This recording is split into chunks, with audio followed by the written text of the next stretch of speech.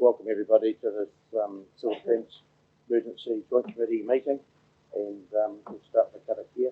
Whakatau Tahu, Whakatau Tahu ki te uru, Whakatau Tahu ki te tonga, kia mā kina kina kia uta, kia mā taratara kia tai, I hiki aki ana te atakura, I teo, I hokea, I hauhu, hu, tihe, Māori ora.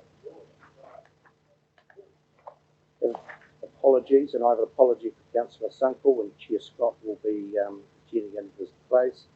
But we welcome both of you as a speedy recovery, Councillor Sunkel, and also an apology from Munro, Mayor of Mackenzie. We're going to really accept those apologies. Good. Conflicts of interest. Are there any conflicts of interest in today's agenda? Nigel? There's none? No conflict. Apologies. Oh, moved and seconded. Nigel, Marty, all in favour? Aye. There we go. Conflicts of interest. No conflicts of interest in today's agenda. Public forum deputations. There'd be no request that I know of for public forum deputation or petitions. Extraordinary and urgent business. Is there any? Notice of motion. Are there any notices of motions? I'm not aware of any. No. Minutes. The minutes are on page 11. Are they accurate? The alterations for accuracy. If not,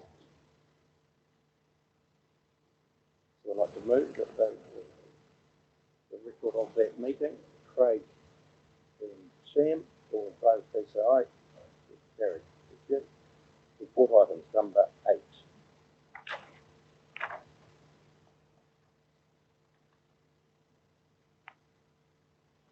And there's the resolution status report.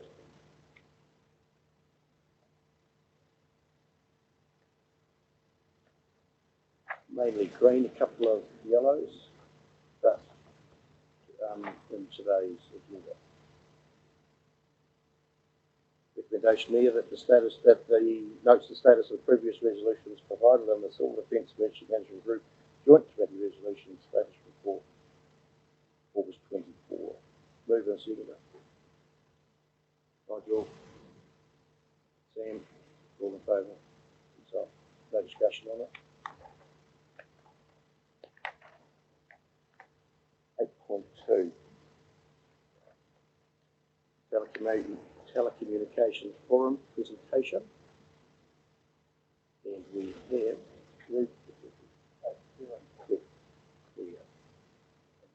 and Paul. So I'd like to come forward, please. And welcome. You have a presentation for us.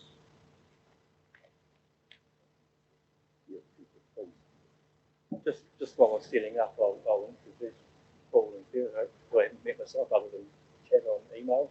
Thank you both for coming. I think it was 2 or 3 meetings ago, you requested that the Telecommunications Forum came and talked about the work it does, the resilience of the network, and more importantly what it does and how it works. So welcome Paul and Bear, thank you for coming along to our joint committee meeting, and I'll let you present what you do. Thank you very much.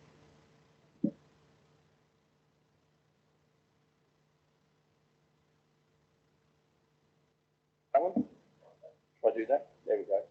Kia ora everyone, my name is Paul Brislin. I'm the Chief Executive of the Telecommunications Forum. And Claire Dobson here is, what is your title, Claire?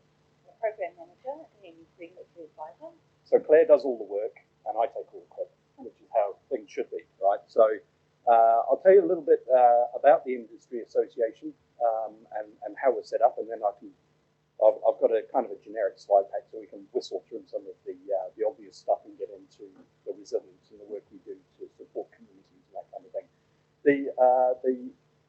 Yeah, if you could, see, does all work. So who we are, what we do. Telecommunications has changed dramatically in the last few years, and there's quite a bit more still to come.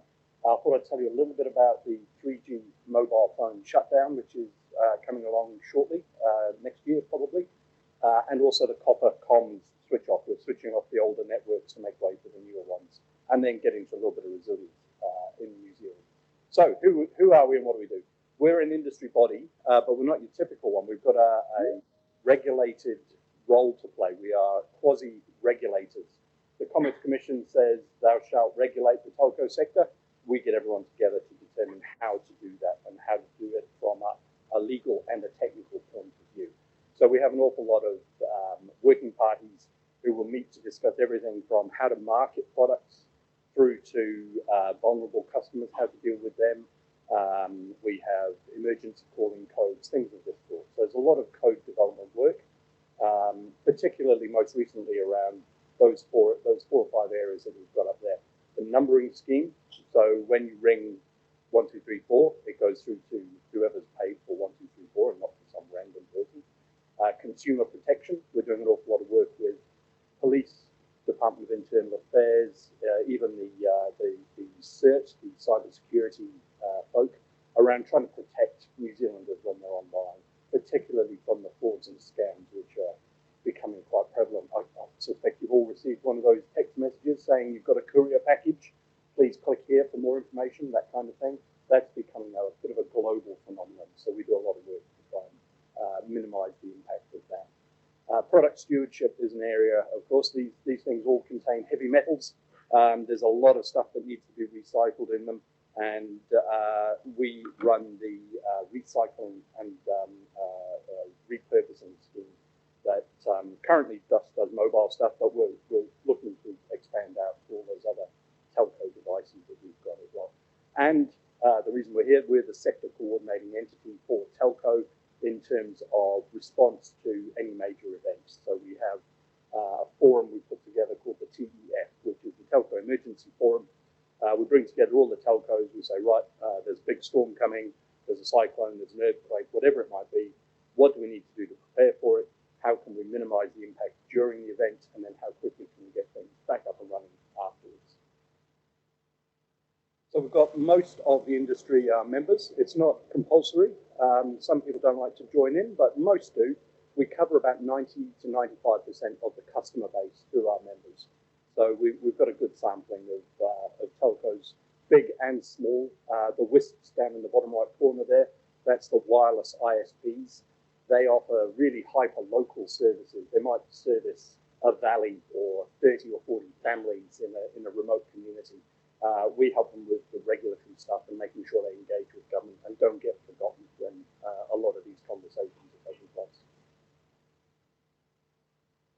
You probably can't read that. My apologies for the font there. It's a bit small. It's a quick industry snapshot, right? The 1.96 million fixed broadband connections these days. The fixed line world has moved over from copper lines, very much has embraced the fibre world. That's the new standard for these kind of things. You'll see down there the number of landline connections has dropped by 33% since last year alone. There are only 40,000 residential voice lines left in the whole country. Almost everybody now is either on mobile or on a broadband connection, or a combination, as most of us are, a combination of both. We have one of the most competitive markets in the world. The Commerce Commission says they're very pleased to see how competitive things are. Those of you who've got a few grey hairs like myself will remember the good old days of telecom and the lack of competition. The new regulatory regime means that the retailers fight tooth and nail between each other, and that's as it should be. That's exactly what we want. Costs we have managed to minimise as much as possible. Since 2018, the cost of living has risen by 20%. The cost of telecommunications in the CPI basket has actually fallen by 1%. We're the only sector where it's got cheaper over time to do the same thing that you used to be able to do. And 84% of fibre plans, I'm glad to say we're not just getting the entry-level things. These are the bigger end of town, the 300 megabits a second, which is quite fast. 1 gig is standard. That's one of the biggest selling products these days. These are speeds we could only dream of just a couple of years ago. So, a quick snapshot on fibre. This is the new technology of choice for home connections. It replaces the copper lines. copper lines were really very fragile things. You remember whenever the rain came out, you get rain fade and you get noise on your line. They were very good at delivering broadband. We managed to make do for a while, but it really wasn't terribly effective, and they're not very robust. If you pour water or mud all over a copper line, it shorts out the whole circuit, so you lose an entire circuit, and the electrics at either end. With fibre optics, it's a beam of light down a plastic tube.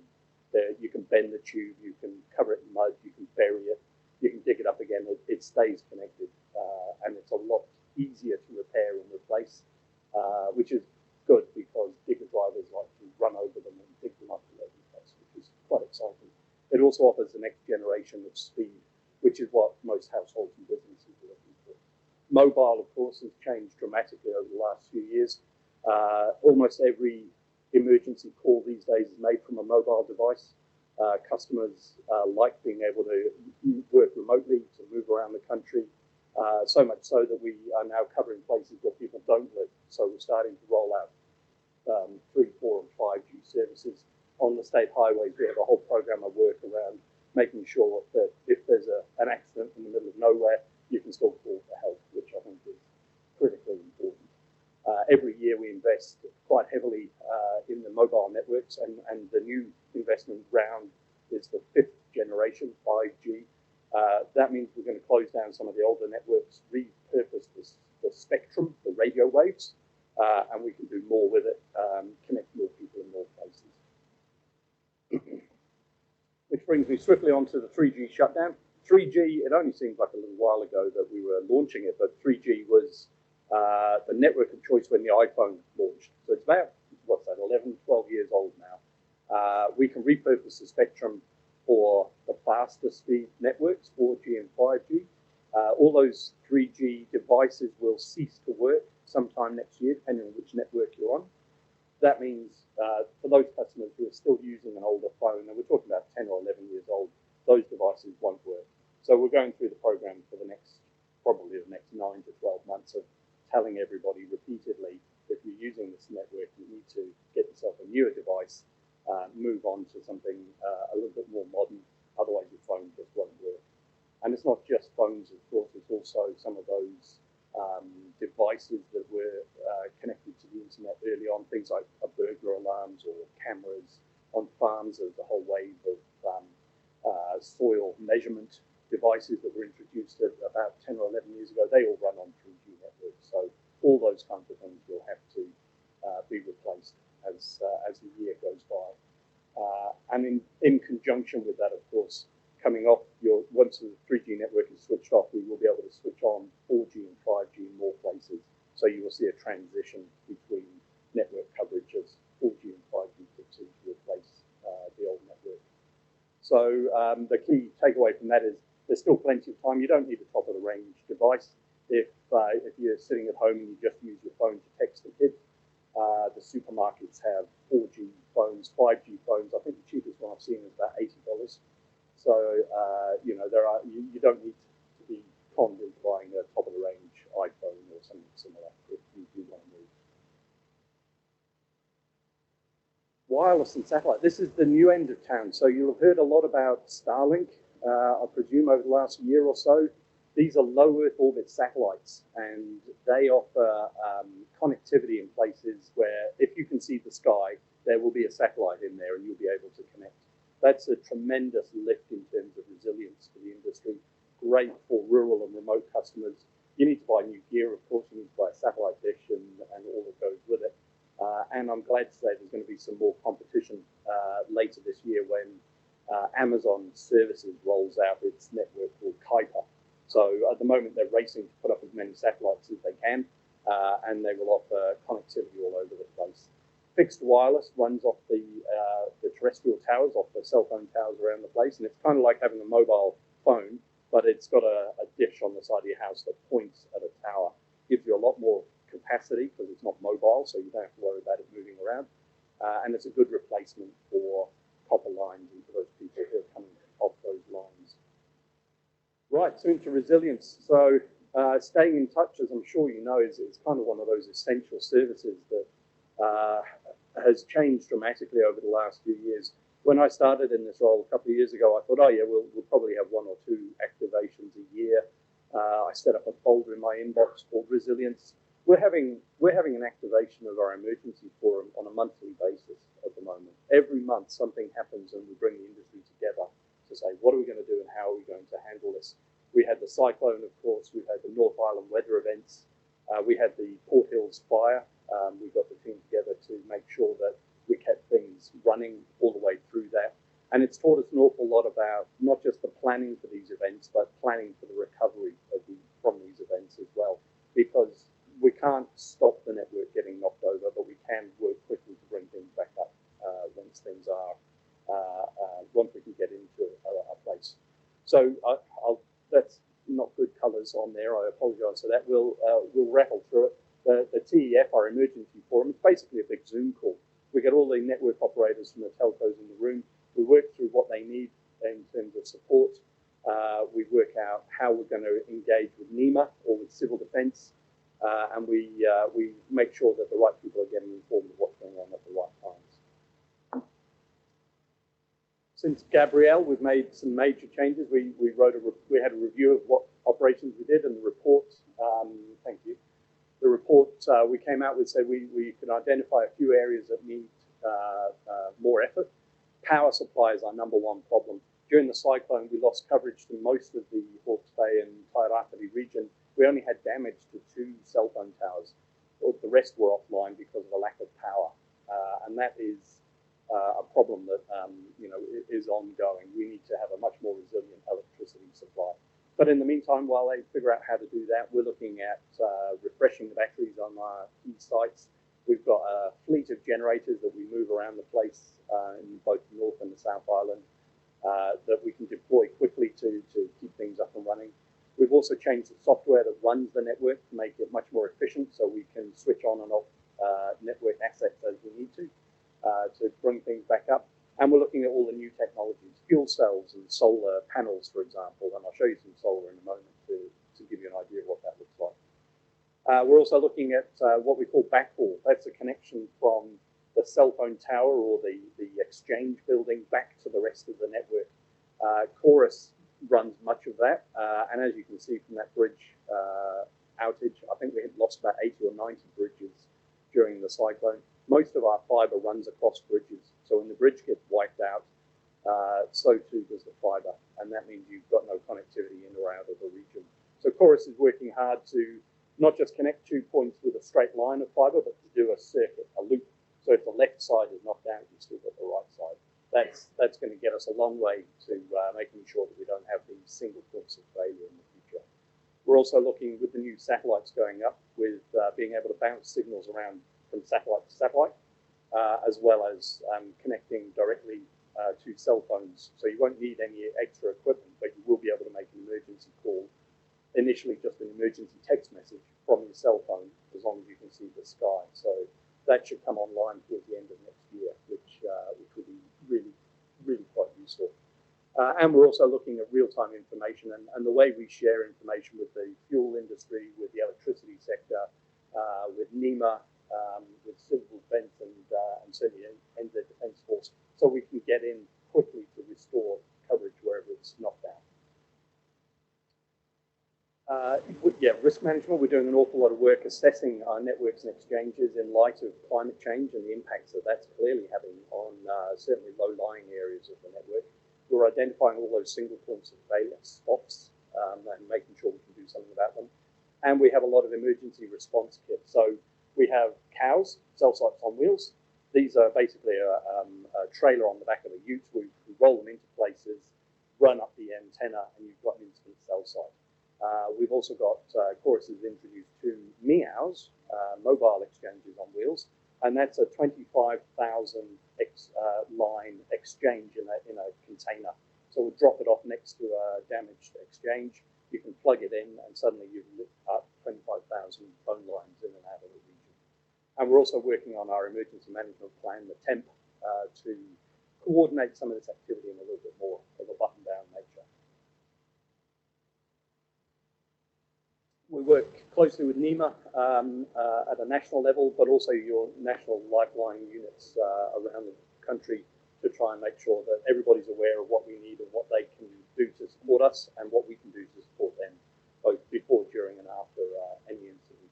We're part of the National Lifelines Council, and we're working, we've got a project called Hodura, which is part of the Public Safety Network. And this is going to enable, you may have read about it on Radio New Zealand this morning. They had an article about the new radios that the police and emergency services are using. We're looking after the cell phone side of all of that. In effect, what will happen is that emergency responders will have a phone that works on any network ultimately.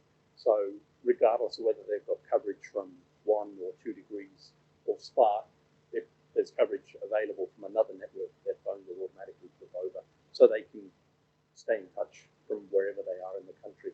They'll also get an emergency alerting capability, much like the old pager network. So if there is an emergency, we can alert first responders directly and they'll be able to respond quickly. And one of the reasons we're here, we want to work with local councils and regional councils to understand the risk assessments you're all undergoing at the moment, the vulnerability assessments that you're undertaking, and what that means for the telco network and how we can work together to make sure you know where our assets are and we can understand what your plans are for any region, for any of the events you may have. So this is what a solar array looks like. This is the Rural Connectivity Group's 500th cell phone tower, and this is on the west coast of the North Island. It's a fairly extensive array. You can see that generator in the back there is a little yellow box. The whole area is about 30 meters by 20 meters, and it provides power for 24/7 coverage from that cell site.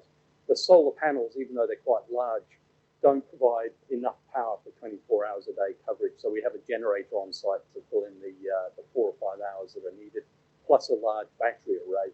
If you click onto the next photo, that'll give you a bit of a sense of the scale. There's the minister with some of his close personal friends standing in front of the thing. And that is, I think that the array is probably about 3 meters high. So it's quite an extensive build to provide one cell site with enough power to run. But that's the kind of thing we're looking at for more remote parts of the network. It's probably not ideal for the middle of town. You know, I can see people getting a bit grumpy about the size of it, but that's the sort of thing we're looking at the moment. We're also looking at fuel cells, the modern battery technology that's coming along with the new EV cars. You know, that's proving to be quite exciting in terms of being able to provide long-run batteries that will support a cell site during any outage. And I'm aware of the time. We also do a lot of community engagement work. If you click onto the next one, we're looking at putting together a guide. Yeah, this is just being completed. How to be prepared at home for that terrifying day when you've got no internet access and the kids are unable to figure out what to do next. And you need to have a plan. You need to think about batteries and backup. If you are remote and you're totally reliant, you need to think about a generator, all that kind of stuff. We realised that we've sort of gone a long way from the back of the yellow pages that used to have the Be Prepared kit. We needed to update it for a digital world and start talking about what do you do when you can't find mum and dad's phone number, because nobody remembers phone numbers anymore. So what do you do to stay in touch and keep friends and family and whānau together? So we put that together and we're going to work with Citizens Advice and some of the other organisations to share it out into the world. And that, I think, is it. I wanted to leave a little bit of time for any questions you might have. It's a bit of a whirlwind tour, but I hope that's of some value to you. Thank you, Paul. That was a very good presentation. Claire didn't need to add anything. Everything's there. I'm sure there's questions there. I just have one quick one to kick off with. You've had 3G, 4G, 5G. There's 6 on the way. Yes, 6G will eventually arrive. 5G's not long been introduced, so while that's being bedded down and rolled out, by the end of the decade, most of our networks will be 5G networks. By then, they'll have introduced 6G and whatever that might look like to develop. They always get very smart and very clever about making things faster and less energy, requiring less energy to use. Questions, please? Craig. Yes, sir. There we go. Craig, the Mayor from Waimapi in South Canterbury. I'd just like to know, we have massive black spots in our state highway coverage on State Highway 1 between, if you travel from Nigel's neckboards and Tamuri down to Waitaki. And it's been like that, and we've seen no improvement in the last 5 to 6 years. Is there a plan to tackle that? Is my first question. And secondly, my understanding is that the 5G towers have a much more limited coverage than the current towers, and I don't see a lot of towers going up between Timaru and Waimapi to improve the coverage, or the non-existent coverage that we have now. So I was just wondering, is there a plan to because if you don't have an action on State Highway 1 between Timaru and Omori, because you can't get cell phone coverage, you can't make emergency calls. Yeah, no, totally. The plan for rural coverage in non-commercial areas, because there aren't that many people that live out there. Yeah, there are advantages to living remotely. You don't have a lot of loud, noisy neighbours, and the downside is you don't have a lot of neighbours. So from a commercial operator's point of view, rolling out network into areas where they don't make a return on the investment is a difficult proposition for the shareholders. That's where government steps in. So we have a project with government called the Rural Connectivity Group. I would recommend banging on their door about state highway coverage in particular. They have a black spot program. You may have seen Chris Bishop announce the National Infrastructure Agency. That's going to be built on Crown Infrastructure Partners, which is the agency we work with to roll out coverage. And it's a tricky balancing act because there are very few people in New Zealand, and they all tend to cluster in areas. Large tracts of New Zealand have no coverage, and it's unlikely they ever will because of the cost of getting in there to put stuff in. So trying to make sure that we cover places where people do go is vitally important. As to your second question, 5G towers, 5G networked topography is a dark art. I don't begin to understand how it all comes together. With 5G, you do have smaller cell sites in cities. So you have what they call femto cells, much like the Wi-Fi boxes, probably on the roof in here. They're about that size. They're tiny little units, so you can scatter them all over the place. Or the big rural areas, they still need towers. We have a plan to build between 3,500 and 4,000 5G towers over the next decade. The problem there is the consenting process. The national standard for telecommunications equipment is very much out of date. And we've been badgering the government, the successive governments, to update the regulations because otherwise we have to apply for resource consent for all of the work. For 4,000 towers, that resource consent will cost us about between $60 and $70 million, which is money that could be spent on towers in remote locations. So we're quite keen on getting the minister to update the regulation, and then we will be able to deploy much more network rather than just getting stamps on bits of paper to say yes, we can go. And I just go back to this question about black spots with Crown Infrastructure Partners who are rolling out the highway black spot program, and they're all black spots there, so it definitely started with migration to start. Good. Yeah. Yeah. Yeah.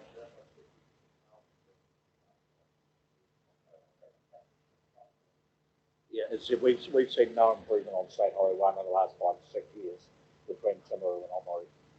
And quite frankly, I think it's appalling that we live in a country where on your main state highway, there is not cell phone coverage. And every time we invite a minister down to Waimapi, they come down occasionally. We ring them when they leave Timaru, and they still, to this day, cannot understand that they cannot talk to us all the way down to Waimapi because there's so many black spots, but it doesn't seem to make any difference when it comes to the funding. Yes, sir. Sorry, you went off. Sorry, thank you for the presentation, and a couple of questions from me. One is just around the preparedness piece you talked about, the documents that you had that you wanted to sort of share the information to households, and just wondering what your connection is to councils and civil defence that we're already, we're already connected to our communities. We already talk about preparedness. We already have plans in place. We already have info that's going out. I just didn't hear you talk about that connection, absolutely. We'll talk to everybody who, all the usual suspects, so citizens' advice, local councils are an obvious place. We want to talk to the tourists as well, so we'll be getting into your information kiosks. We did a similar project last year with the copper withdrawal and made the thing available to everybody and anyone, because the more, this is awareness raising, so the more people who know about it, the better. We connect in with NEMA and also with the regional civil defence organisations, so we will be sharing it far and wide with anyone and everyone. So if you do have some contacts for us, that would be tremendous. Everything starting with councils, so citizens' advice is strong in some places and not as strong in others, and they tend to work one-to-one rather than out in the community. So, in my situation. And secondly is around the resilience of the cell network. When the power goes down and batteries run out, it sounds like we're relying on generators.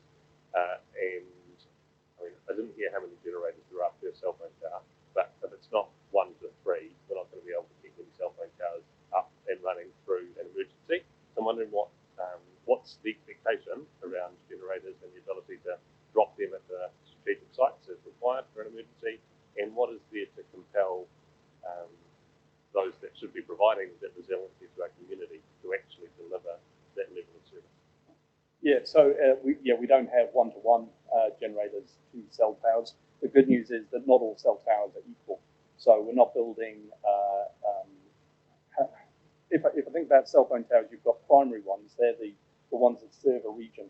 As soon as more people move in, you put in secondary towers that might serve a local community, and then tertiary towers that might serve a whole building, or like in this room, you need extra capacity. Those tertiary and secondary towers won't get battery support.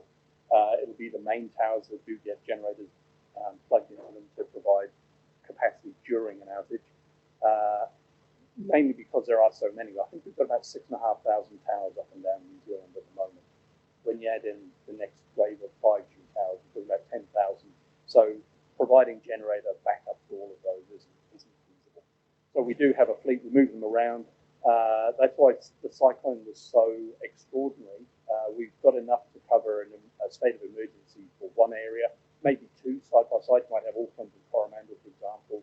But to have all of the upper North Island taken out, there just aren't enough generators. We were buying generators off the shelves in Bunnings warehouses and Mitre 10s and shipping them in, and they were getting stolen almost as quickly because everybody needs a generator in that kind of situation. So that's an issue. We do want to work more closely with NEMA and the Defence Force to move generators around the place, because what we discovered was they don't see telecommunications as a priority. So when we say we need to put all this equipment on a ship and get it into the Hawke's Bay, they said, that's great, but we're taking bottled water. And you sort of go, well, there's no water shortage in the Hawke's Bay. We need to get our generators and our cows in there. Oh no, you'll be further down the line, because that's not a necessity, that's a nice to have. So we're slowly convincing them that in fact comms is really quite important, and they should be treating us as a priority and getting us in. But it's an ongoing story. With our full one-on-one is that's our primary focus. So as we, depending on the event, because every event is different, there are decisions made as that event is rolling out, and we, I think during the cyclone, we've got pretty much 80% of our cell towers back up across the region within 48 hours. So you can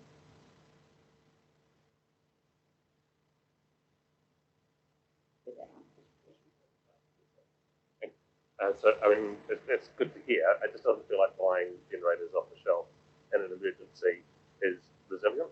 And there's lots of other people that might want the generators for other things, as well as communications, who aren't as prepared as I would have expected our comms infrastructure to be. So, who's going to compel a better standard of resilience? Because if Canterbury's taken out, and they wouldn't be unheard of for many districts across Canterbury to go out at the same time, as well as something happening somewhere else in the country. We already know on the South Island we can be forgotten pretty quick. I'd like to know that there's things here rather than being relied on being shipped from the North Island to here in a emergency situation. Yeah, we do work. It's a good question. We've been working with the Prime Minister's Department, DPMC, on this catastrophic planning framework that they've got. They are looking at some form of resilience regulation to try and build minimum standards. The problem is no two outages, no two crises are quite the same. So the last national event was the cyclone. We needed generators, we needed mobile split up, we needed fuel, we needed access to move things around. The one before that was COVID. We didn't need any of those things. We had a completely different mix of requirements. We needed to make sure people could work from home, that you could study, that you had access to broadband so you could continue to watch TV and entertain the kids. So the next one will be different again, I'm sure. We try and, it is a bit of a shell game. We do try and keep all the things moving all the time so that we can stay on top of resilience. But there isn't one solution for all of them, I'm afraid. And generators are, I mean, I despair that we have to think about generators at all. I mean, diesel-powered generators is the solution to a problem caused by climate change. Seems a little bit backwards to me.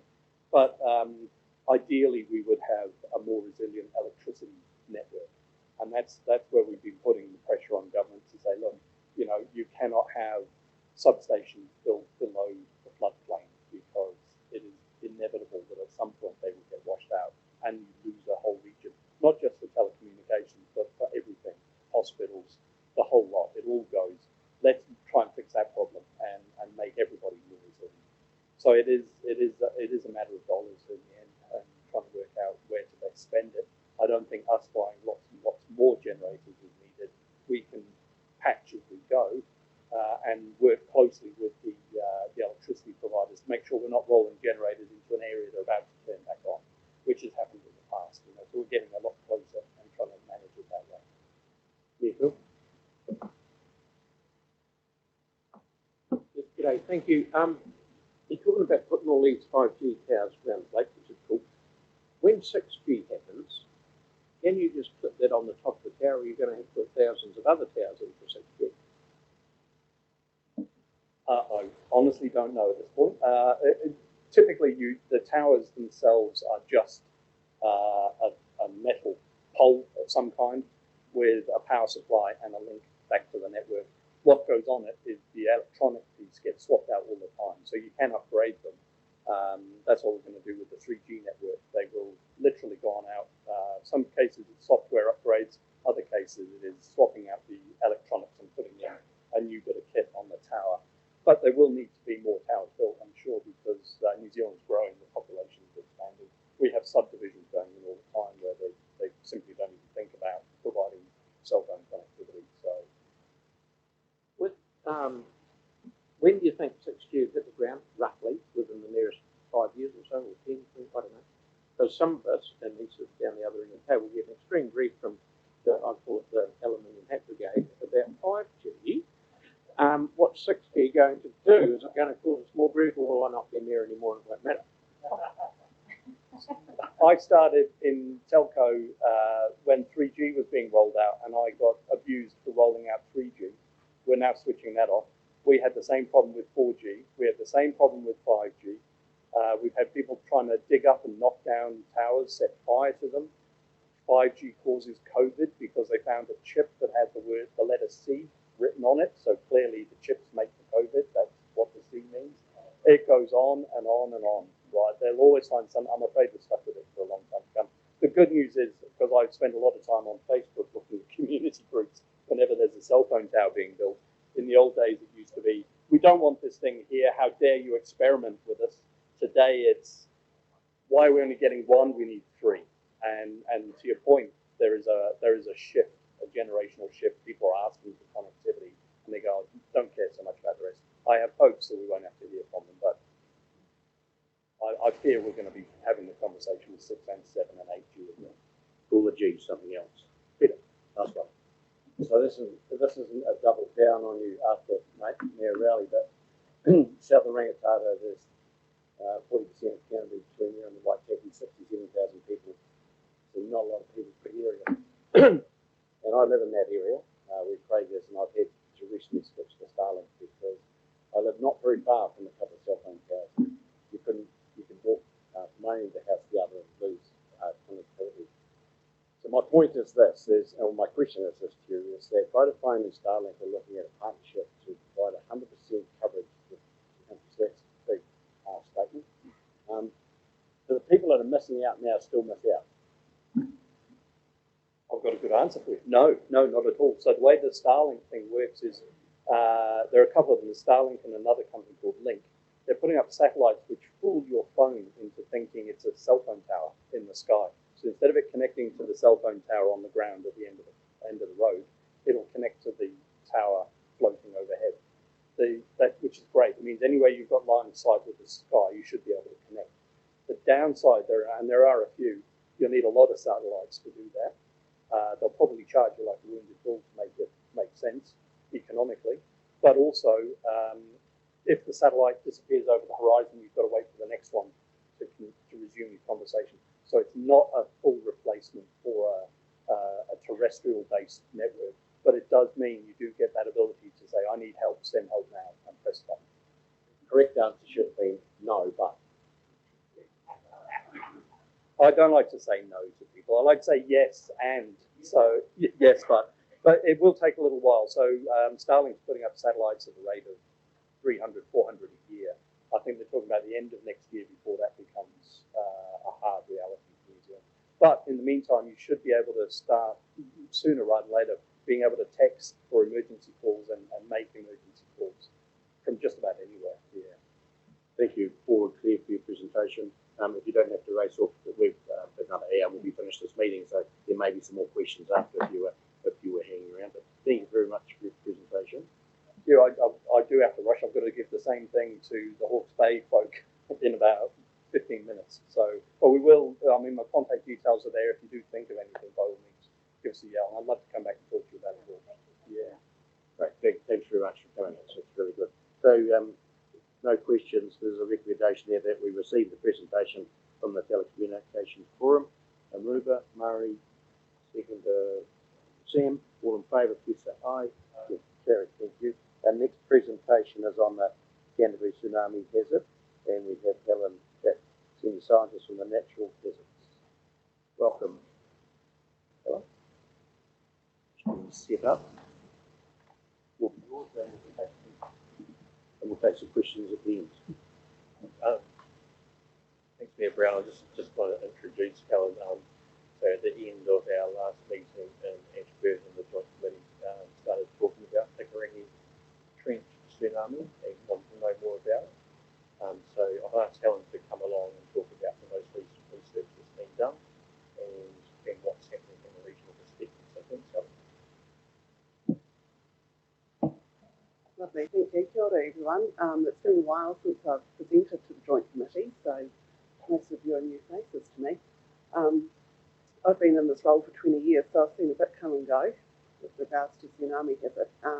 We just thought it would be useful to give a bit of an update. I'm just going to give a little bit of a scene setter to start with, and then just a little look at the Hikurangi scenario, which is becoming apparent that it is quite a sticky scenario for us here in Canterbury, and then a little bit about what we are doing about it. So, just a little bit of a quick tsunami 101. So tsunamis are created by the rapid vertical movement of the sea floor or a lake floor or something falling onto the water. So they're essentially a series of fast, long waves, and they move very quickly in deep water and they move slower in the shallow water. So they slow down as they come in to the shallow water around our coast, but they bunch up and get higher. They also involve the entire water column, so we're not talking like just big kind of wind waves.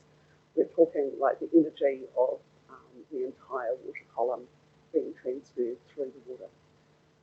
So they are pretty tricky to determine what is exactly going to happen on your piece of coast when a tsunami occurs, because the inundation and the impacts depend on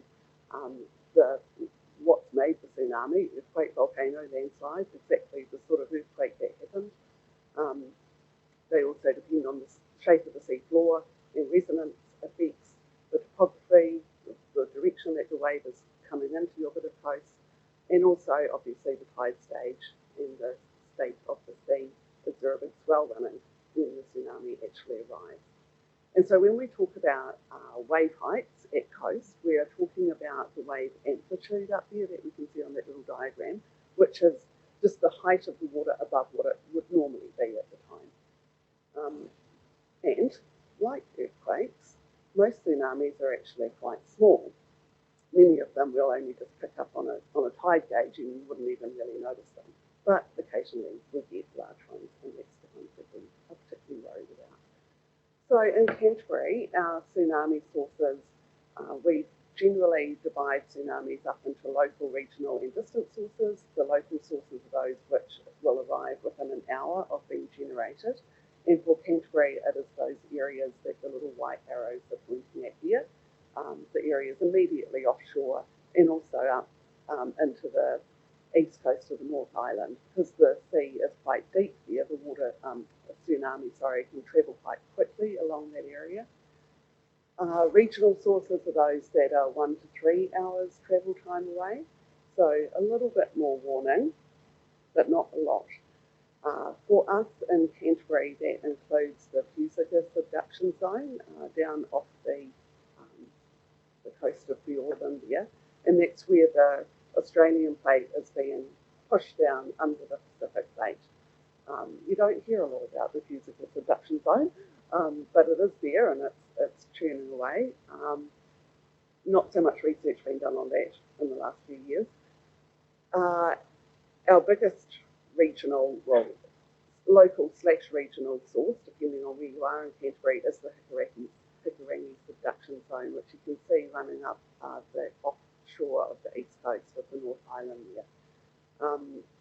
That's where the Pacific plate in that location is actually being pushed down under the Australian plate. So you've got an area where those plates are stuck together. So the plates on either side are moving together at about the rate that your fingernails grow. But on that actual subduction interface, for a lot of it, that the two plates are stuck together. So you might have heard of the slow slip events that have happened after some of our big earthquakes, and that is where some of that slip happens on the interface, but quite slowly, so not in a way that creates an earthquake. But along the southern Hikurangi subduction zone, the two plates are stuck firm together.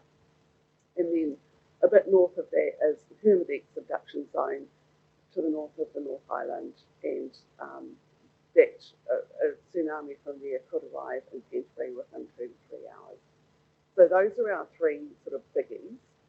And then anything beyond that, beyond 3 hours, is considered a distant source, and that includes sources around the Pacific Islands, Tonga, for example, but also anything that's coming from around the Pacific Ocean.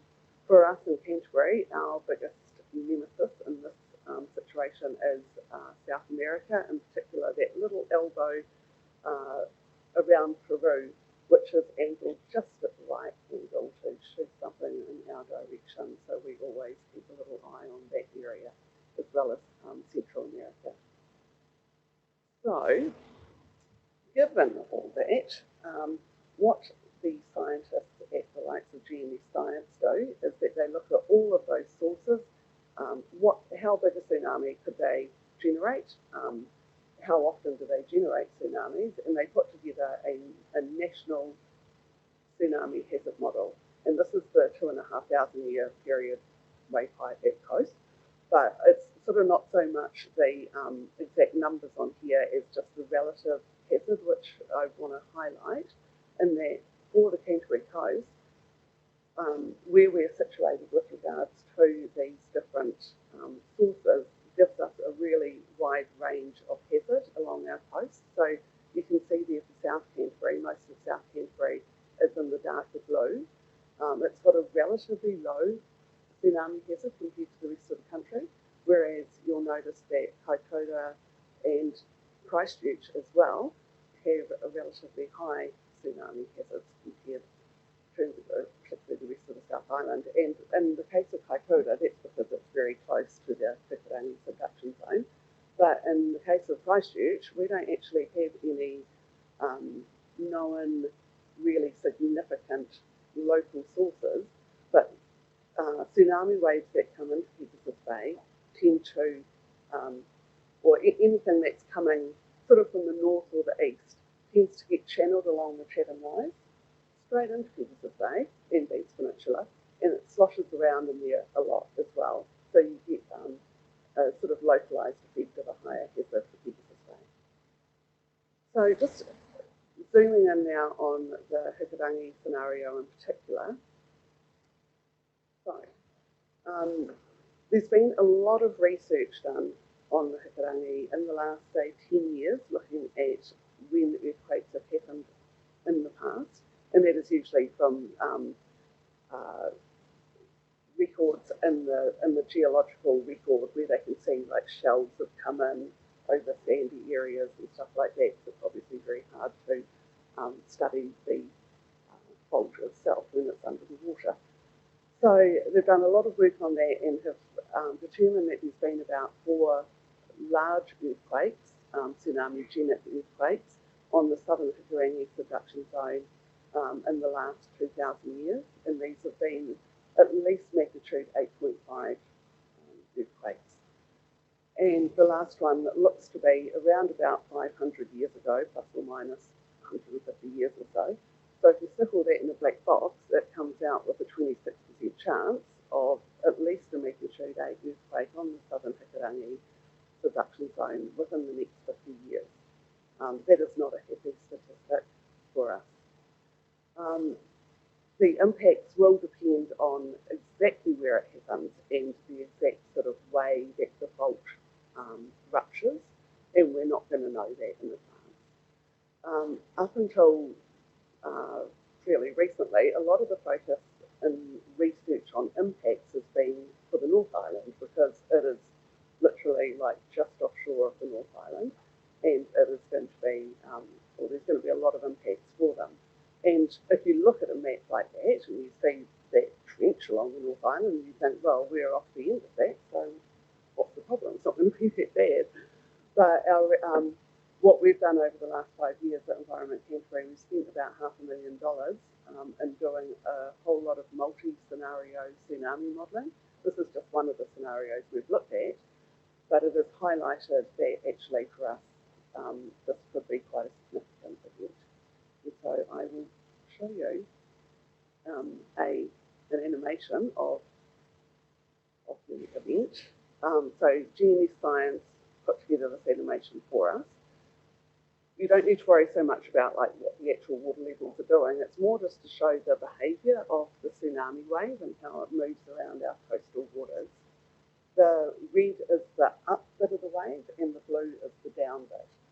And the time runs from the start, up the top here. So let's do that one.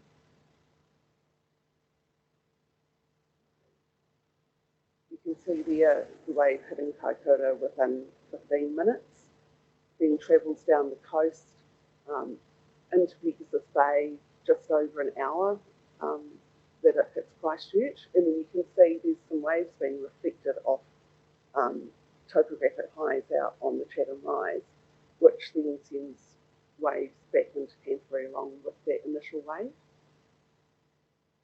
So it's hitting South Canterbury around about 2 to 3 hours, and then you can notice that it is just sloshing around the hours afterwards. And this sort of nicely illustrates the whole, you know, the first wave may not be the largest wave thing. In this case, for places very close to it, like Kaikoura, it will be the biggest wave, the first one. But for other places, because of the wave behaviour, there will be large waves for around about 6 hours in this event. These animations, and we also have them for the Kermadec, Huzaga and Peru scenarios. They are all available to the emergency management officers at your councils if you're particularly interested and you'd like to have a look at the other scenarios that we have. You can always hold up your emergency management officers. So, however, complicating things from that is when we look at like what sort of wave heights at coast does this actually produce, we got GNS Science to model 30 different scenarios for this particular source. So they are all magnitude 9 earthquakes on the southern Hikurangi, but the movement on that subduction interface may happen in some scenarios further down or further up, and that makes a huge difference to the actual size of the tsunami event. So if you have a look at this, the bottom line there is just the coast of Canterbury, and that is the sort of minimum wave height at coast we might expect from this scenario. The middle one is the median, and the top one is the maximum. So for the likes of Pegasus Bay, we might be looking at somewhere in the order of 2 metres, 2 to 3 metres minimum, but it could be up to 8, getting up to 9 metres, and we're not going to know that in advance. So it makes it a little bit tricky when we're, planning for this scenario, is that it could be a range of wave heights and impacts, but what we have to do is go with the worst one. So I'm going to show you the inundation that has been modelled for this scenario, but it is based on that top one, which is the worst case.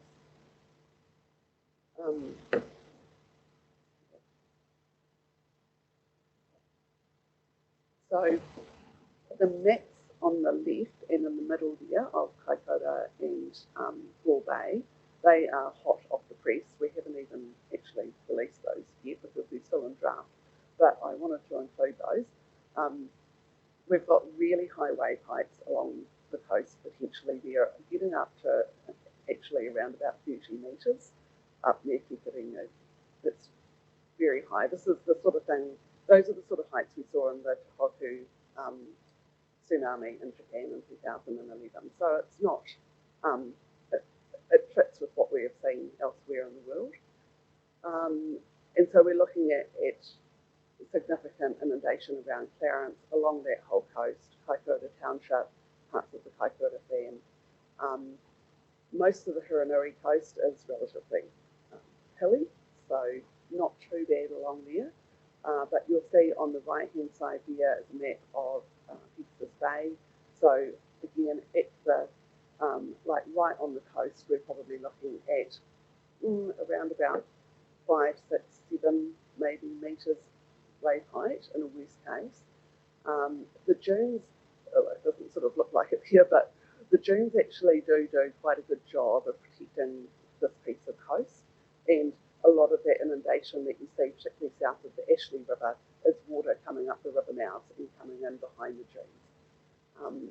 And so there is up to two-ish, maybe a little bit more metres inundation depth in Christchurch, mainly around the river areas, a lot of which will be zoned. We're rezoned after the earthquake. It's hard to see on this one the detail of Banks Peninsula, but it just goes to show that there is quite high wave heights around those eastern bays, Le Bons and not that okay. And also quite high maximum wave heights along Kaiteriti barrier there as well, which does flood some land, farmland in Selwyn. But in general, Kaiteriti barrier is high enough that the water doesn't get over it or into Te Waikato very much at all.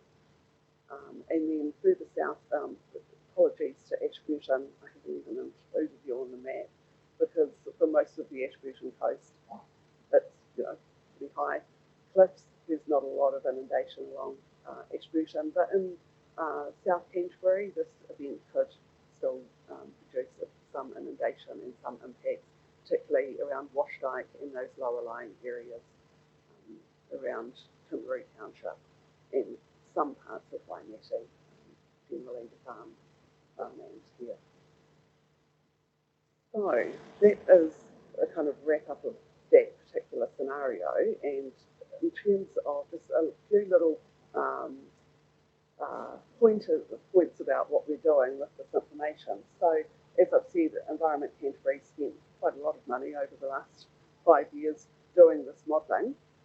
It's been really, really informative for us, and what my job is to do is to work with the CDEM Group Office but also I work really closely with all the emergency management officers at the district councils and city council to implement a whole lot of measures and also with the planners. So I probably work more closely with your staff than I do with other people within ECAN. So what we are doing with this is we have spent the last 5 years updating all our tsunami evacuation zones across Canterbury, and it's been an incremental process since 2019. And just one note on that, we are moving, well, nationally, there is direction coming that we will be moving from this model of 2 or 3 tsunami evacuation zones to 1 blue zone. So in about a year, James, yes, sort of aiming for that, we will be moving to 1 blue zone. So for many areas where there's just an orange and a red, it will just be combining those 2 zones, easy. In other areas where we've got yellow zones as well, we're going to have to do a bit more thinking. So for the likes of Christchurch and Whakakapi, don't be surprised if there's a few changes coming that way in about a year's time. We also do a lot around public education. So we've got information on ECAN website, group website, also the individual district council websites. I help the emergency management officers with information for those. We've got tsunami hazard signs, information boards up along the coast that we work with the districts on. Here is a sign for a lake tsunami in Mackenzie district, so we still think about Mackenzie as well. And that was actually the first lake tsunami sign that was put up in New Zealand, which is kind of cool. Information boards and brochures. And then also starting to do more in the land use planning space, and this is just a map of the proposed tsunami risk management area for Christchurch City. So I've been working really closely with Christchurch City planners on the basis for those zones. We do a lot around response planning as well, and we've just put together a package, a workshop for territorial authorities to do, where I will go in and talk about the science of the Whakatau in particular. And we've got James Williams, who is a lecturer at the University of Canterbury, and he does a lot of work on the impact side of things, around sort of populations impacted, infrastructure, housing, that sort of thing. He comes along and talks as well. And it's just a sort of whole package workshop to look at what would we do in this particular scenario. You'll be all over AFH. There's been a lot of work done in that area, but we just felt like there wasn't a lot of work done for this particular hazard. And that we would start with the councils and the council staff that would be involved in the response and recovery, just to get people thinking, so that it's actually not a surprise if this happens. We're actually holding the first one of these tomorrow at Christchurch City Council, and we're doing another one on the Whakakapi district in November. So trying to work with the districts to get them to run these workshops. So get on to your emergency management officers about that. And lastly, I'm really stoked that our information has been used for a really great piece of infrastructure planning, and this is the new Pages Road bridge that leads in and out of New Brighton. And you'll notice that on the far side of the bridge there are 2 westward bound lanes, and our information has been used to be able to support that decision to try and expedite the evacuation out of South Brighton and New Brighton if need be. So, it's a real concrete example of our information being used in infrastructure planning. So that's all I wanted to talk about today. Any questions? Thank you, Helen. Very informative. Not sure whether it'll be nervous or not, but we need to know these things. So thank you for that. And I have a question from Peter. Is that your bridge, Phil? Is that your bridge?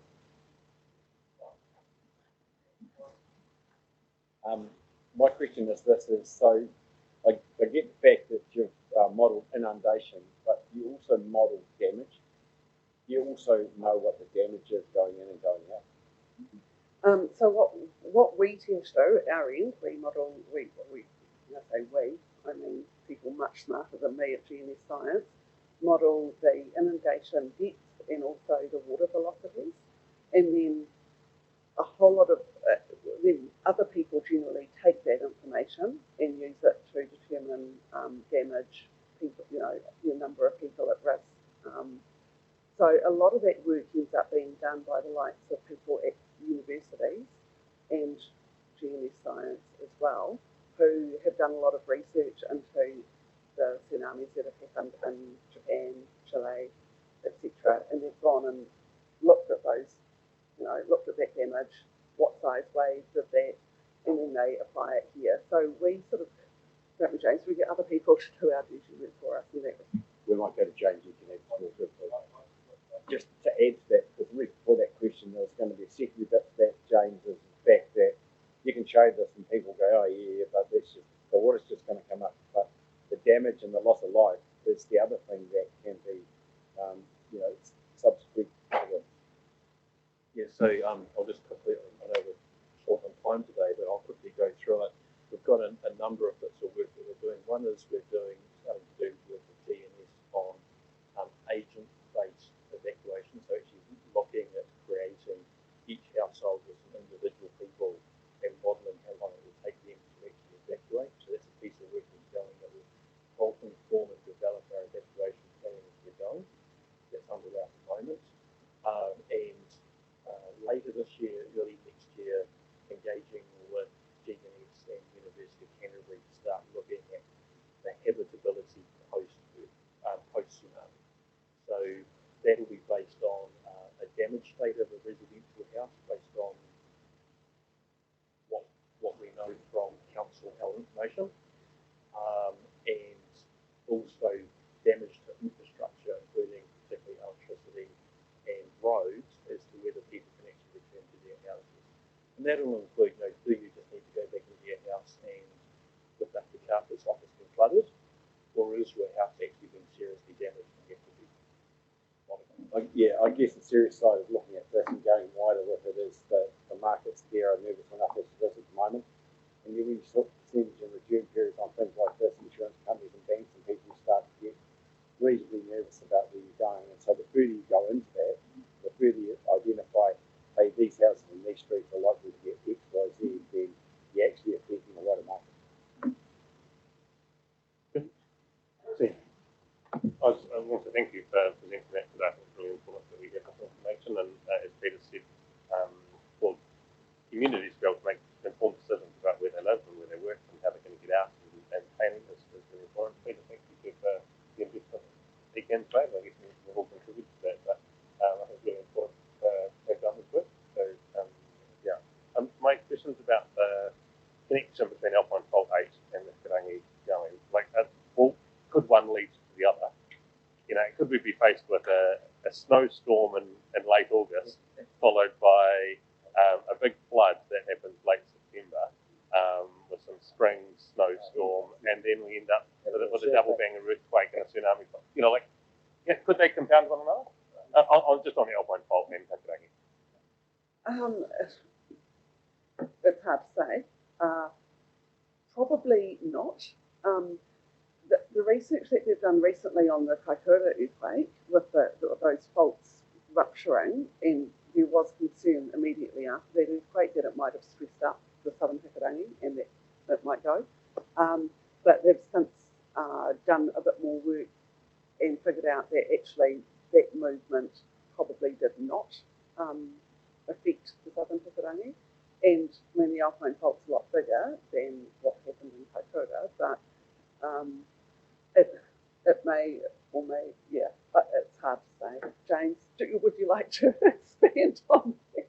There has been some research that's very new and it's not been peer reviewed yet, and it may not even come forward and become public. But there is a very, very weak linkage between AF8 and the Mulder fault zone being triggered. But at this stage, it's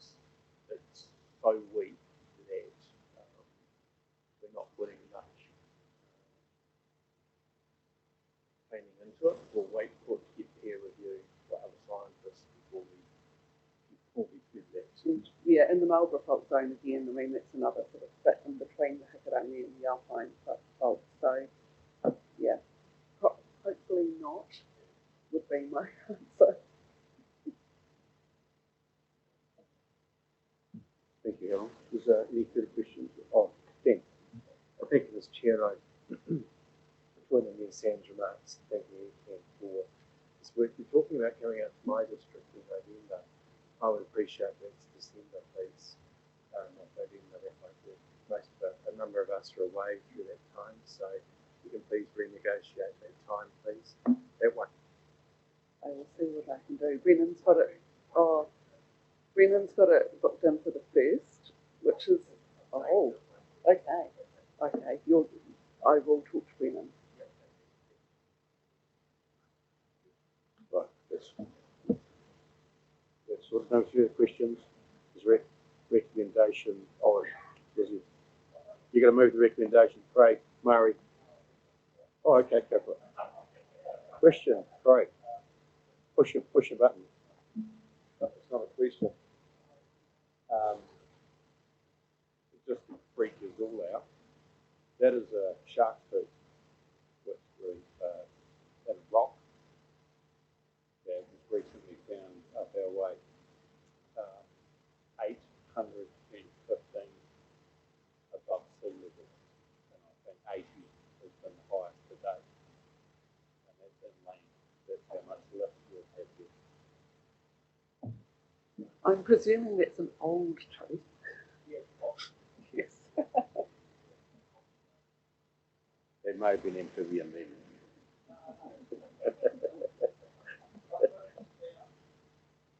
Yeah. Got you way up on that little. Yeah, scary stuff. So now, there's a recommendation in front of us that we receive the report and the presentation on tsunami risk in Canterbury. A mover and a seconder. Sam, Craig, Raleigh, all in favour, please say aye. Carried, thank you. Next item is 8.4, legislated appointments. James. Thanks, Chair. There's 2 appointments there for Richard Wood and Gordon Tupper for Ashburton District Council. I'm not going to read through what they have, their status and everything, other than sort of move that they be appointed as controllers, but happy to take questions. Take questions. I know them both personally and good candidates. Yeah. Moved myself, seconded Sam. All those in favour, please say aye. Carried, thank you. 8.5, CDEM coordinating the KID report. Will, thank you. Thank you, Mr. Chair. Look, I'll take it as right and just provide the summary and overview of the papers we considered and some of the discussions ourselves. So, hopefully, happy to answer any questions on anything I can't. I'm sure Jamie will. Thank you. Any questions from those reports in there from the KID meeting?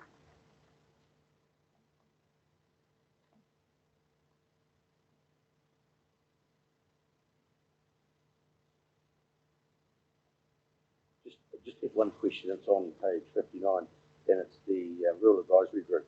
They've got an extra 65,000 budget added to their budget. What is their budget? You know, no. Well, that is it. Oh, and that is now their budget. Right. But I'll be happy to. Sorry, I should say they had a little bit of support from MPI and MPI, but it was secretarial support, whereas this was actual funding of the project, administrative support, and to support the chair coming to meetings.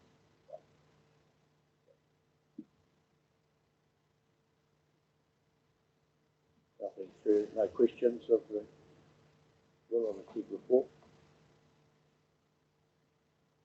The recommendation there, we received a report from the Chair of the Civil Defence Emergency Management Coordinating Executive Group. Move in a second. Nigel, Murray, all in favour, please say aye. No discussion. 8.6, Civil Defence Emergency Management Roles and Responsibilities. So you'll remember at the last joint committee I presented the Otago version of this. What we have here is the very, very first draft of a Canterbury-ized version. I want to note that it still requires significant work, which is undergoing at the moment. However, I am thinking that towards the end of September and October, we will look at a finalisation workshop with the CDEM and Joint Committee together to look at that before hopefully coming to the Joint Committee at the end of the year, if not early in the new year. Happy to take any questions if there are any. Questions. I do have one. I sent a recommendation that we request each member council and Trump to review and provide feedback by the end of August. We've sort of got one day. Sorry, that was presented at the CAG, so the chief executive's got that, and haven't had any feedback yet. We're still at that point where any feedback, even in the next 2 or 3 weeks, would be acceptable. Right. So you do need feedback from the councils, yeah. And then that workshop will be with the CAG and this group. So, yeah. Questions? The recommendation there, 3 points. Yeah, Jack.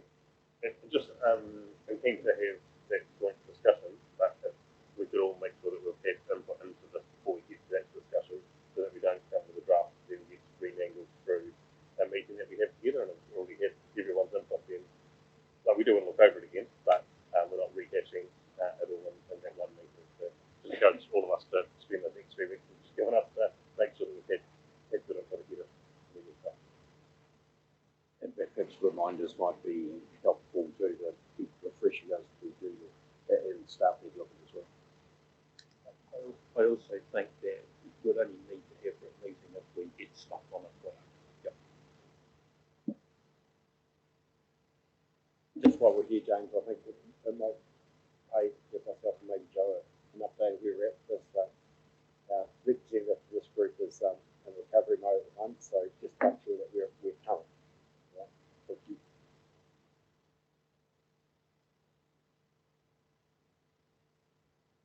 So there's what the recommendations there in 3 parts. We take them all together if someone would like to move. Nigel, Sam, any discussion? If not, put the motion all in favour to the side. Carry.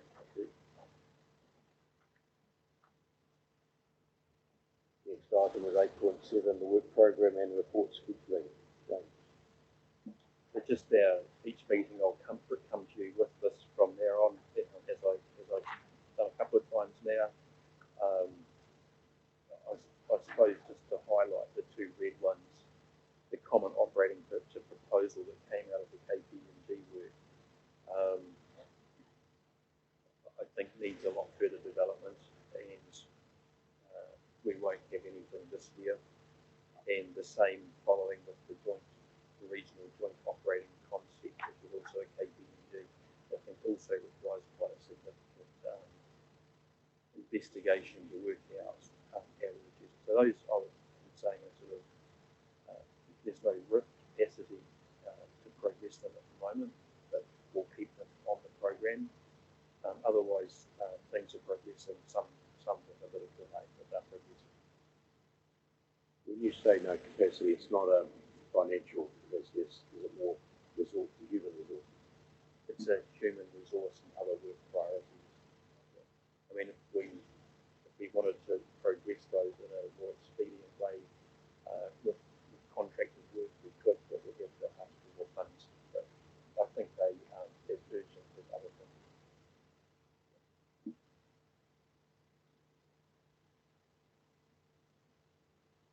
No questions. There's a recommendation there that we receive the Civil Defence Emergency Management Coordinating Executive Group and Civil Defence Emergency Management Joint Committee meeting and reporting schedule update. Nigel and Craig. All for the motion, no discussion. All in favour, please. There's a discussion. All in favour, please say aye. Carried. Next item is 8.8. Fort Hills Fire Debrief and Continuous Improvement. James. Thank you. So in here we're releasing, I suppose for the first time publicly, into to you as mayors, the review into the Port Hills fire. I'm not going to go through the items, but I do want to let you know that we haven't met yet to go through each of these recommendations and how we'll implement them. However, we will. So at the next meeting or the one after that, we'll come back to you with how we will meet those recommendations, or which recommendations we think we should progress, and how we'll meet them. But this piece of work and some other work that has occurred spurred us to look at actually how we might put forward a continuous improvement process for the Canterbury CDEM group. So that's attached as attachment 8.2 on page 101. It's a draft version at the moment. It's been socialised with the emergency managers. So once again, any feedback on that would be useful. But that's just to give guidance as to how we would like to use continuous improvement from now on. And then secondly, we've started to put together a lessons database of all the lessons that we've had from reviews since the Kaikoura Piranui earthquake. And CARE have asked us to look at which ones of these, or which ones of the recommendations can be clumped together into feasible pieces of work that we can work on. We haven't done that yet, but we will, and probably incorporate the Port Hills fire lessons at the same time. It was quite exciting to see these three pieces of work come together as a result of the Port Hills fire. Murray. Just a comment, if I may. It's good to read in this lesson learned, particularly in regard to children, because we know that was such an issue for our landowners and their animal welfare, with particularly in Waiau at the time of our earthquake. So it's good to see that that train of thought is continuous and I guess giving effect to the people that live in these communities that are affected under stress and trauma. So thank you for keeping that front and centre in the process going forward. Thanks, Murray. I'll add to that because that also was highlighted quite strongly in the 2021 floods as a work program for us to do. And I think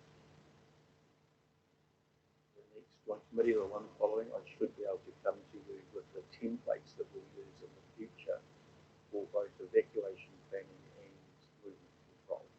So we've been doing a lot of work with the emergency managers and our partner agencies to put in place something that allows us to manage that more effectively.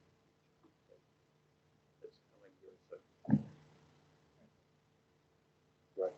Just one thing I note is the debrief of the agencies that were amongst there. The governance, the mayors or the chairs are not there, yet the chair of this CDEM group declared that in conjunction with the two mayors who was there. And I do note in the report about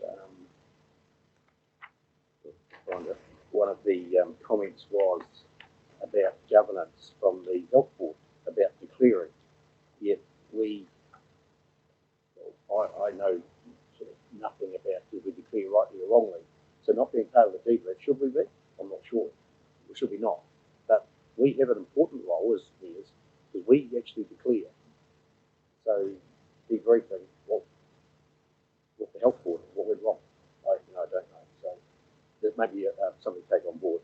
And then just looking at the sheet with all the open and closed on there. Some are closed off and some are still open. How as a group will we know that the opens have been closed and improvements made? Would you report that as they go? Okay, great. Further questions? You're just on that, Neil, that you raised that. Like Phil and I were well aware of the fire because we could see it and our local guys were telling us about it and it was all happening. But I called you, Neil, once we had a bit of a conversation about doing something broader and hoped I could get you, not know where you are, but the connection, like you've been called an hour beforehand, which could have been by group, they have put the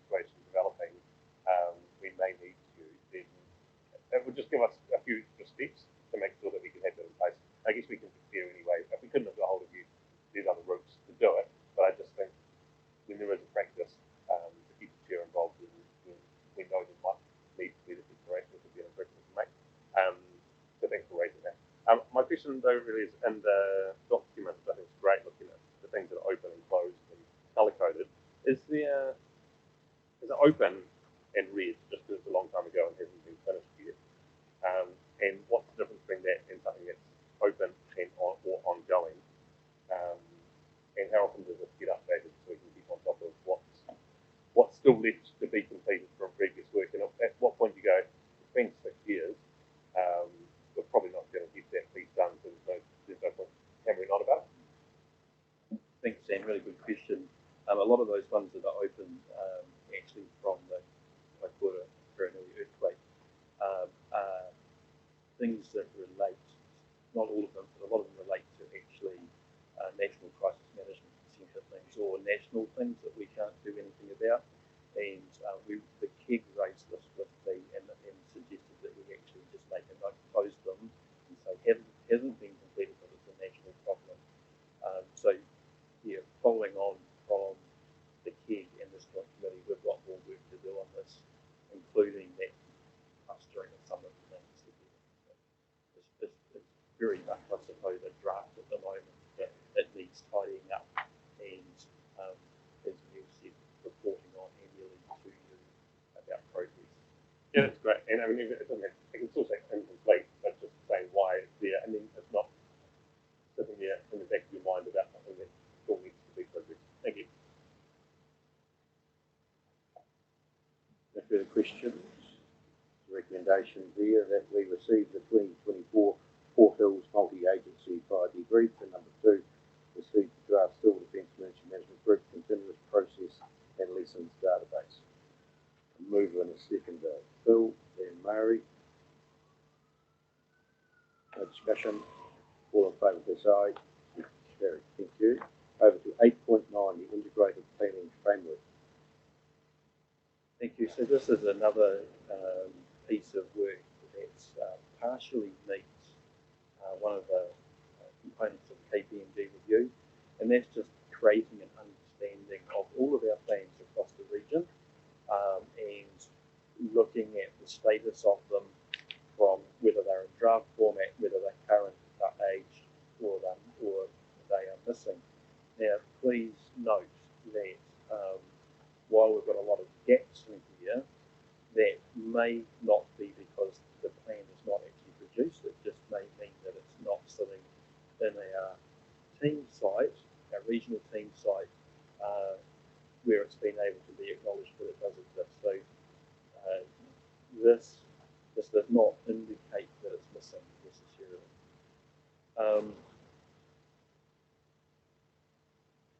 was going to say about it. Something about this is the first time we've seen this across any of our CDEM groups in New Zealand, as far as we can see. And we're going to do a bit of work across the 6 South Island CDEM group managers to actually look at what it looks like from a group perspective, and making sure that our neighbouring CDEM groups have the right plans in place. And the other point I wanted to make was the assessment of the current plans that we've got, relatively subjective, and as just a quick look at it, because we haven't got criteria currently to measure against.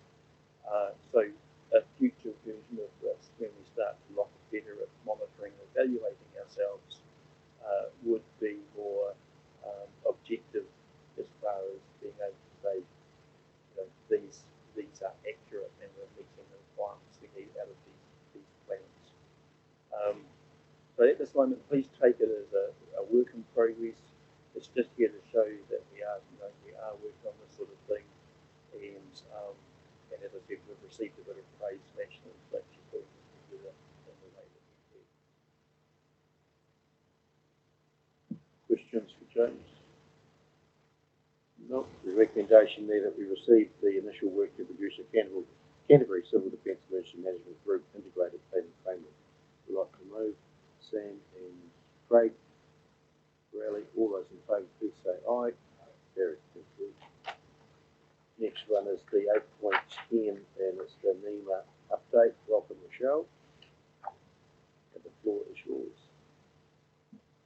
Kia ora tātou. Nice to see you all. So I will take the report as read and just speak to a couple of points there. And I think firstly the space weather, which is definitely an emerging topic in front of mind, especially in NEMA at the moment and in the planning space. And I think it's very relevant to the presentation we've just had earlier around telecommunications. And I think for your consideration or from your perspective, really thinking at that local and regional level, what does it look like if the lights go out?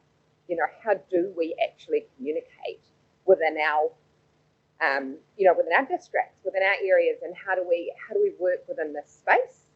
And I think the role that emergency management plays is very much a consequence management role.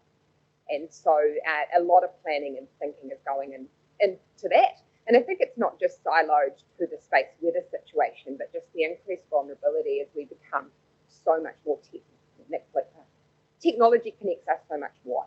And I think the recent CrowdStrike outage or global IT outage was, just a moment in time that it became very present to us how vulnerable we are and what does this look like and how will we respond. And NEMA was the lead agency for that. And played that somewhat of a coordination but consequence management role. And I think that was dealt with somewhat quickly, if I could say, and we could be potentially looking at something that lasts days, if not months. And so what does that look like? So I'm not here to scare you or I don't have the answers, but I think it's really about starting to think at the level of what does this mean for us, what does this mean for organisations, and what does this mean for our communities ultimately. So I will leave that there, and there will be more information continuing to come out around space weather. The planning is progressing internally within NEMA. The conversations are being had between NEMA and obviously the regional level and then into the local level. So it's an emerging space. The budget 2024, so you can see that NEMA was very fortunate not to have to be subject to the 6.5% public sector funding cuts. So obviously very grateful for that. And I think second to that is the emergency management reform. And so currently the government does intend to introduce a new bill at the end of 2025, but we are all sort of waiting tightly to see the paper that is being presented to Cabinet in September 2024, so this September, that is seeking decisions on action for improving New Zealand's resilience to natural disasters and other emergencies. And I think there's a lot sort of lying on that around what does this mean? What does this mean for emergency management in New Zealand? What does this mean for NEMA? And what does this mean for the system? So obviously, like other things, we will wait tightly to see what that says and then what the flow-on effect of that will be for NEMA and then, everyone else and how that connects to the bill and the reform. And I think I do just want to acknowledge, and I continue to advocate for Canterbury and all conversations around ensuring that there is good engagement and whatever that reform might look like. I recently was in Wellington just last week. I again spoke to the policy team and I was like, even if you come and present, whatever that looks like, and just making sure that we get to do better and ensure that I continuously do voice up. So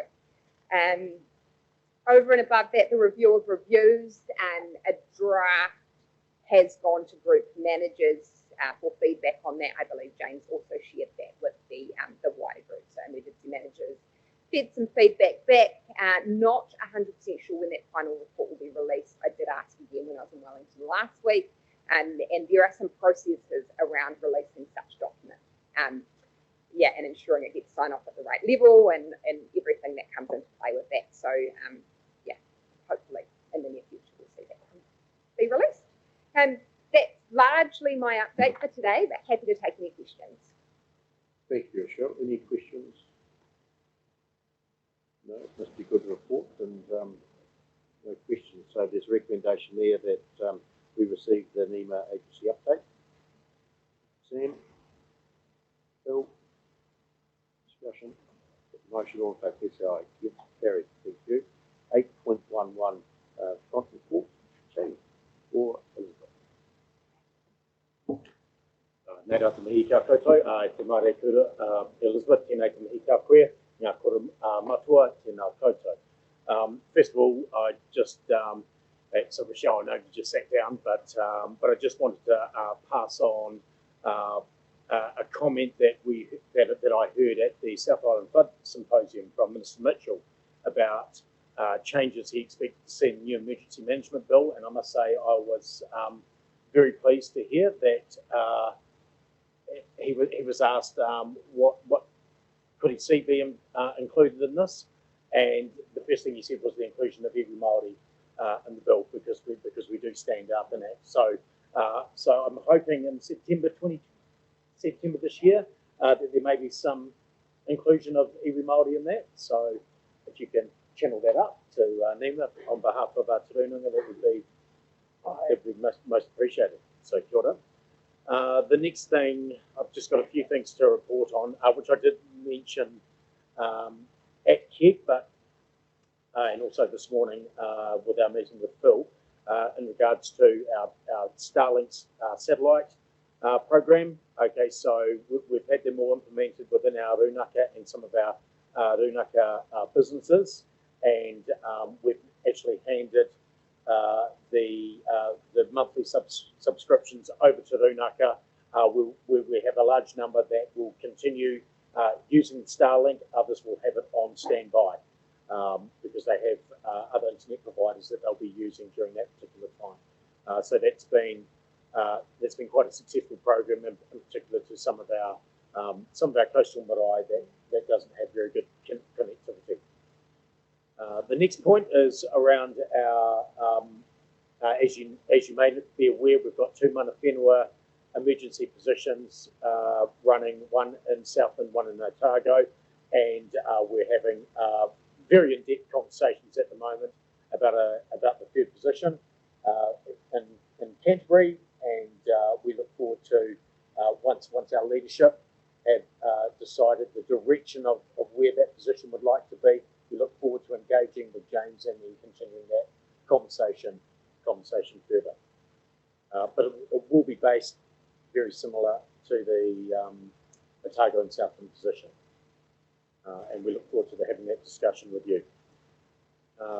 Further to that, we have just finished, as of Monday, delivering 23 out of 24 emergency pods around the Ngāi Tahu Takiwā. There is just one left to deliver, near Bowen, that's to Te Ai Tarakihi, and we expect to do that in the end of September, and we'll let Lamorna know about that. It's been quite a successful program, and moving forward, our role is to ensure that mana whenua are familiar with the contents and updating and maintaining these pods so that they'll be used in all emergencies. The Whānau Emergency Response Team will be upping our marae emergency preparedness within the Takiwā. The priority for our team was the West Coast, working with Ngāti Waiwai and Makapio, and ensuring that their marae emergency preparedness planning is done. We're also working alongside University of Canterbury and also the City Council, and so we may look forward to increasing the number of plans within Canterbury. The first one will probably be Wairewa, with Keil Atkinson Cran will be working with mana whenua around that, and then we intend to take that next step further with along the Banks Peninsula with Kokorarata, Rapaki, and Unaku as our next ports of call. And finally, two other things. We're looking at the appetite of our Rūnanga to actually have displays of whānau emergency preparedness, and we're exploring this with our Dunedin and Invercargill Rūnanga around having emergency preparedness signs on the Go Media billboards in Dunedin and Invercargill. We're looking to see if, particularly around the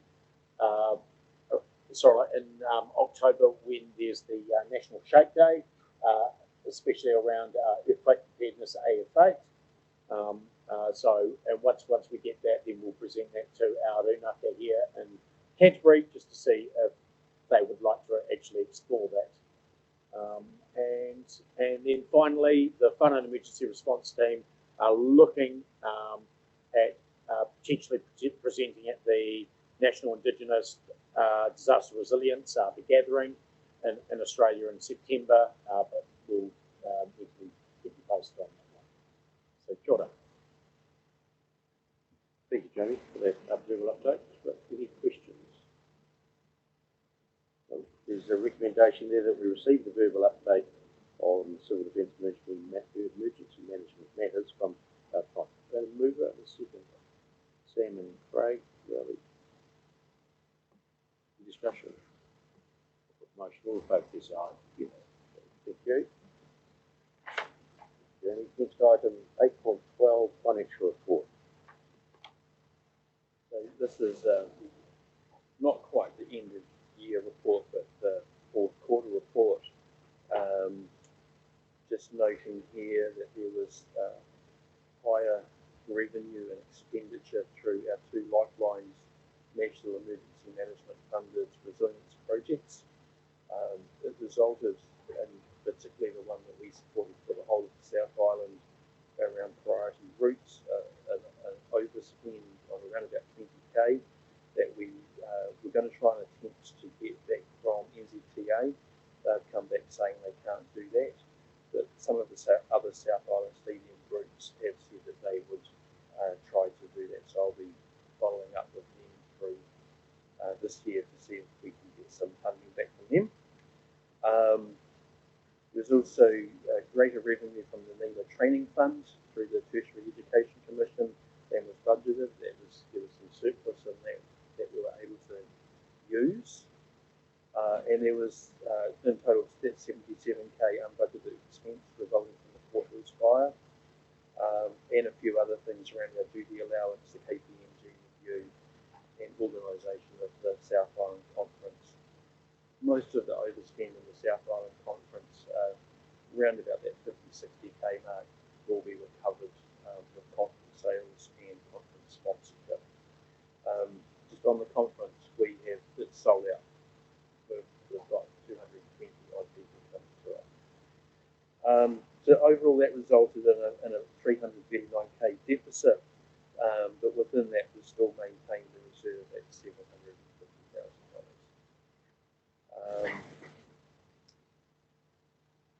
What there about the financial reserve? The reserve has been 750k for the last 3 to 4 years, and I know that the Joint Committee has previously questioned if the reserve should be set at a high enough level. I suppose just putting there that as we come into the November meeting, if there's any desire to see that increase, that would be the time to fit in with the Environment Canterbury and the team budget, bearing in mind budgets are very tight. But, that's an option. Any questions for James? You recommend Sam? Just on that last point, I guess, Peter, you're the one that governs the money that's coming in and out. I do think at least an inflation adjusted reserve means that the money that we're putting aside for future events can at least buy what we could buy last year. But I think we've got a long-term plan. We've committed to that, and I believe leave it to you to let us know where it can fit from that. I think just worth the Joint Committee, or just reminding the Joint Committee that Environment Canterbury does hold the ability to draw down a significant amount of debt, and that's a very it's a very important part of the emergency management side of things. Yeah, I think that points in the direction that we could go, but not really keen on galloping there quickly, James. I think that this organisation is under, like all the organisations, under a fair bit of pressure. The ability to get money if required is there, but I think that sit in your camp, James. I think we need to be prudent about this. If we think this organisation would be happy with that, knowing that we can do things if we need to. I think when we increased it last time, which was probably 5 or 6 years ago, we didn't do it all at once. We did it over about 3 or 4 years, so it doesn't have to be a rapid increase. And in the long-term plan, just done for Environment Canterbury, I think there was an increase in facilities money anyway for extra resources. So if perhaps they haven't been employed yet, there might be some spare which could add to it by end of the year, and even spending money prudently like we would normally do. There could be some left over which could go visually better. I'll start making things up soon here, but I think the opportunity for me, myself and Joe, to get with James and just review where we're at. James, I'll be better informed at the next meeting. Thanks, Peter. So there's recommendations. The second recommendation, part of the number 2, James, is to meet the New Zealand Labour Party Minister. Oh, good. Oh, sorry. There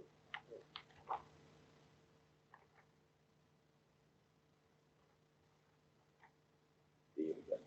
The recommendation there is to receive the 23-24 fourth quarter civil defence management financial report, and notes that staff intend to present a report regarding options for setting the value of the CDEM reserve to the 28th November 24 meeting. Rūnanga. Sam, Mari, debate. Being none, for the motion, all in favour, please say aye. Thank you, Chair. Now we can go to the controls. So my controllers reports here, one of the things I've started to do is to provide a summary of work that we've achieved in the 23-24 year, plus what we intend to do in this current quarter that we're in at the moment. There's an update on the South Island conference, and as I said, tickets have sold out for that, and I'm very excited to see us running that and being a part of it. Hopefully some of you will be able to be involved. Task Force Kiwi is a sort of volunteer group of mostly ex-service people that come and help during, they say in recovery, but it's in response as well, particularly with helping our communities. And there's a desire to create an MOU with them, but there's also just on that, there's a desire to actually create it as a South Island MOU with Task Force Kiwi, and we're meeting with the South Island group managers in early October as part of the AFA program, where the development of this MOU will be discussed. Currently, Nelson Tasman have one in place, and that has formed the foundation for it. And just a thanks to Brennan Lurny from Whakakapi District Council for enabling this film to take place with Task Force Kiwi. Just as a matter of interest, Neville Riley, people all know, sits on the chair of Task Force Kiwi, so I think Task Force Kiwi's in good hands. Chatham Islands support, it's a wee while ago now, but during June, July, Chatham Islands was not looking at a great place from a petrol and diesel supply perspective, and we spent a bit of time supporting them with that, including Catherine Fishman from my office and Keegan Huckleberry from Whakatau City Council going to the island just to help with some of the planning and welfare needs they have there. And while I note, for the immediate crisis has been developed, shipping to the Chathams is still quite precarious with the state of the ship, and we've had to respond previously for a fuel situation. It could easily happen again, so we stand up to support them when we can. Tekapo Twizel bus accident, you undoubtedly all know about that, with very icy conditions. Back on the 18th of July, and 2 buses of Chinese tourists fell off the road and were injured, but Twizel and Mackenzie District Council supported those people really effectively. It was really awesome to see.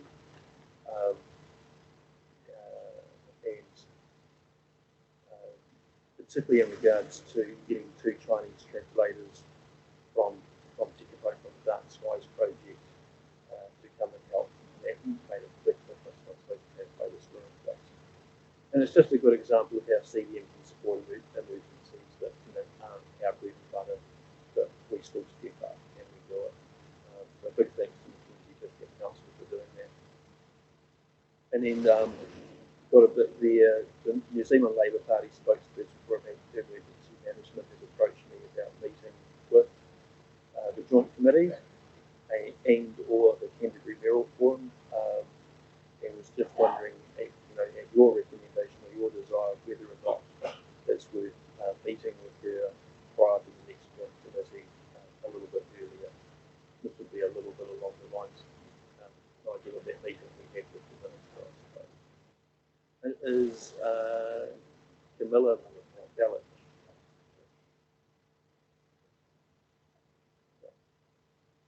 I'll try and get that in place, and I'll work with the government team, Oliver, to try and get that set up and into your calendar.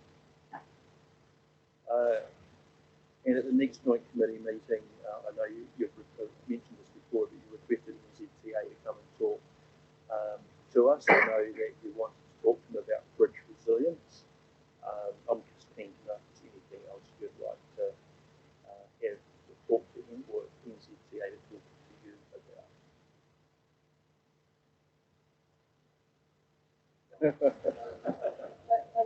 If I may just go back to the first paper that we looked at today, and it was about the mapping, and I wonder whether that would be a useful topic, about at the time of crises, our own TA mapping, but it actually needs to be from a regional focus. So I wonder whether that could be tied into that discussion, because that's still an action that we used to go forward. Yeah. Thank you.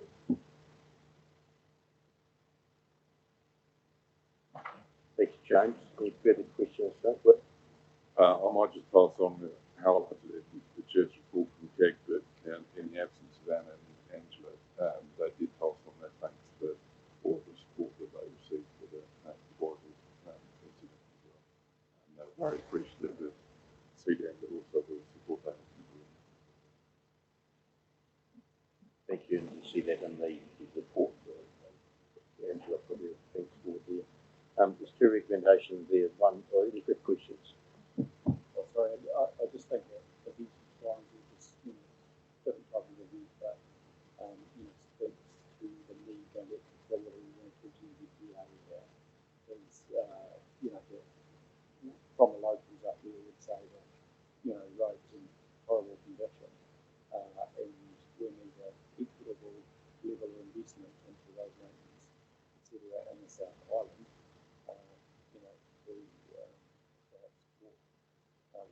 So again, it's another layer of you've got the opportunity to government to have that conversation.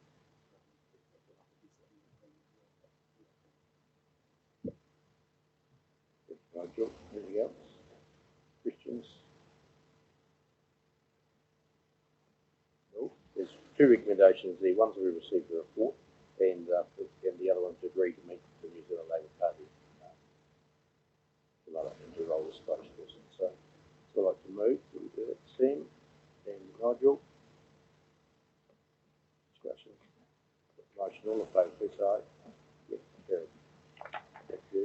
Which now takes us on to the last item, 8.14, report for committee chair, and nothing for me to report on apart from asking anything that you would like to bring to the committee's attention at the time. There is nothing. There's no consent. Wonderful that John came and many of us have been in touch with him recently, but there was something from this committee is next day and his absence, and hopefully something to him would be appropriate from this group and John's ability of his healing. Send a card on behalf of the group. Yeah. Yeah. Great. Peter, you'll organise. Thank you. Sorry.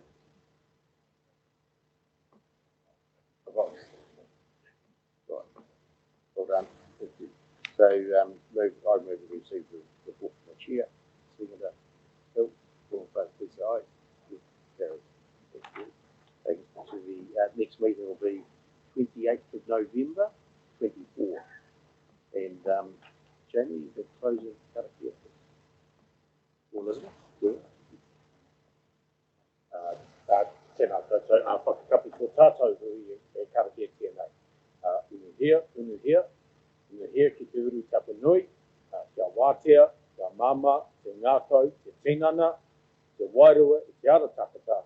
Koia rā e rongo whakairia aki ki runga, kia teina, huie, kia tātou.